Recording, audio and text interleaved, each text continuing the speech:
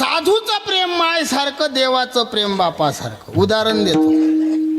एकनाथ भाऊ, शंभळ लेकरू, शंभळानं भरेल, गालाले शंभूळ लागेल, तोंडात शंभूळ चाललं, ते शंभळ आलं आणि तुमच्या मांडीवर बसलं. 2 मिनिट घ्या, लय नाही, 2 मिनिट फक्त ऐका.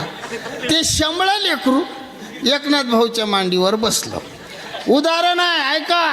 आता आपण एकनाथ भाऊली एक प्रश्न विचारू, सगळे लोक त्याईले म्हणा किती मुखी घेसान.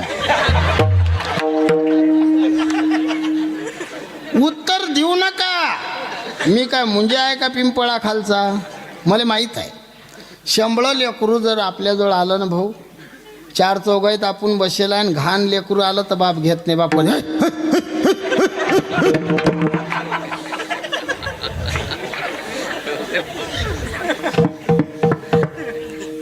हे प्रेम बापाचं आहे.